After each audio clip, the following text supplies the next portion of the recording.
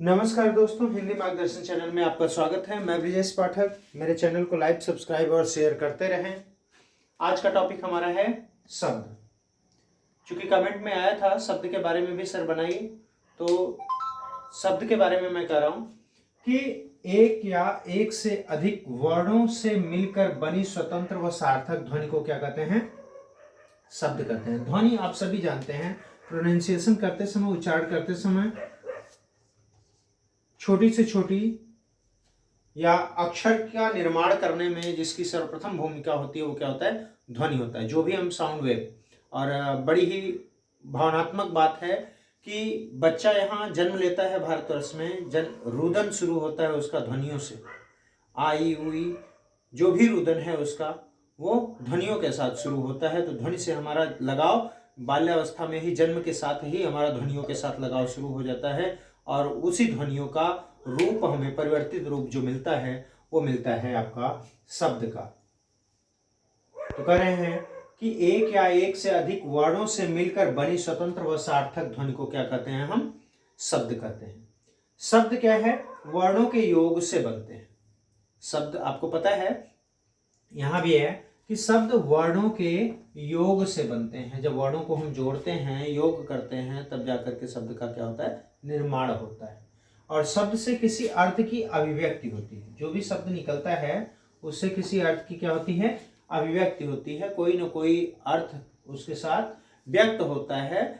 तो शब्द अर्थ को अभिव्यक्त करने का एक माध्यम भी होता है। शब्द वाक्य में प्रयुक्त होकर विचारों को प्रकट करता है। तो कहने का तात्पर्य यह है कि हमारे विचारों और भावों की अभिव्यक्ति के लिए शब्दों का बड़ा ही प्रयोग होता है, या उपयुक्त शब्द के माध्यम से ही हम अपने भावों या विचारों को प्रयुक्त कर सकते हैं, प्रयोग में ला सकते हैं, उसे अभिव्यक्त कर सकते हैं, प्रकट कर सकते हैं। अब शब्दों की बनावट पर आते हैं कि शब्दों का जो निर्माण है वो चार आधारों पर होता है। शब्दों का निर्माण चार आधारों पर होता है। किन किन आधारों पर, उसे हम जान लेंगे। देखिए, शब्द है ये, शब्द का चार आधार मुख्य होते हैं जिन आधारों पर शब्दों का निर्माण होता है। पहला है आपका उत्पत्ति के आधार पर। शब्दों का निर्माण पहला उत्पत्ति के आधार पर होता है। दूसरा है रचना या बनावट के आधार पर। रचना या बनावट के आधार पर भी शब्दों का निर्माण होता है। अर्थ के आधार पर भी शब्दों का निर्माण होता है, सार्थक, निरर्थक। प्रयोग के आधार पर भी शब्दों का निर्माण होता है। तो अब हम आगे बात करेंगे कि उत्पत्ति के आधार पर कौन कौन से हैं, रचना के आधार पर कौन कौन से शब्द हैं, अर्थ के आधार पर कौन कौन से शब्द हैं, और प्रयोग के आधार पर कौन कौन से शब्द हैं। तो आगे हम चर्चा कर रहे हैं इसके बारे में। तो हम बात कर रहे थे कि उत्पत्ति के आधार पर कौन कौन से शब्द होते हैं। उत्पत्ति के आधार पर बच्चों 5 प्रकार के शब्द होते हैं। पहला है आपका तत्सम शब्द, दिखाई दे रहा हो? पहला है आपका तत्सम शब्द, दूसरा तद्भव शब्द, तीसरा देशज शब्द, चौथा विदेशज शब्द, और पांचवा है आपका संकर शब्द। ये 5 जो उत्पत्ति के आधार पर शब्दों के भेद किए गए हैं, ये 5 भेद निम्नलिखित हैं।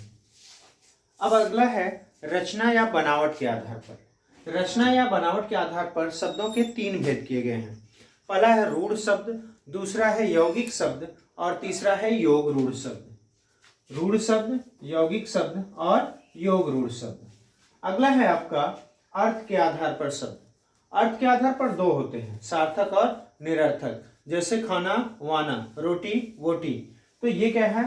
रोटी, ओटी। ओटी क्या है? खाना, वाना, पानी, वानी।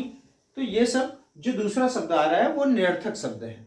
ठीक है, एक तो सार्थक है, एक निरर्थक शब्द के रूप में प्रयुक्त हो रहा है। तो सार्थक शब्द के भी भेद होते हैं। सार्थक शब्द में आपके एकार्थी मिल जाएंगे, अनेकार्थी मिल जाएंगे, पर्यायवाची, विलोम शब्द, अनेक शब्दों के लिए एक शब्द, और समुच्चारित, जो कि प्रोनाउंसिएशन में, उच्चारण में क्या होंगे? एक जैसे होंगे, लेकिन उनके अर्थ क्या होंगे? भेद होंगे, अलग अलग होंगे या भिन्न होंगे। अगला है आपका प्रयोग के आधार पर शब्द। प्रयोग के आधार पर बेटा 2 प्रकार के शब्द होते हैं। एक होता है विकारी शब्द, एक होता है अविकारी शब्द। विकारी शब्द में जब हम बात करें तो इसमें संज्ञा, सर्वनाम, क्रिया, विशेषण, ये 4 आते हैं। संज्ञा, सर्वनाम, क्रिया और विशेषण, ये विकारी के पार्ट में आते हैं। और अविकारी की बात अगर हम करें तो इसमें आपका क्रिया विशेषण आ जाएगा, संबंध बोधक आ जाएगा, समुच्चय बोधक आ जाएगा और विस्मय आदि बोधक आ जाएगा।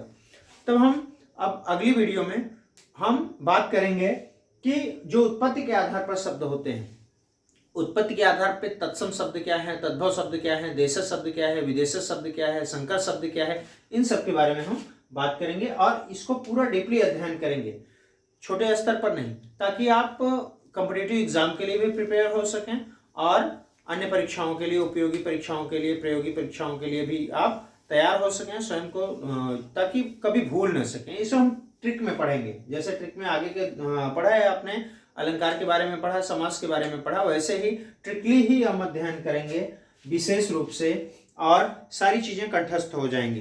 तब तक के लिए आप लोगों का धन्यवाद। मेरे चैनल को लाइक, सब्सक्राइब और शेयर करते रहें।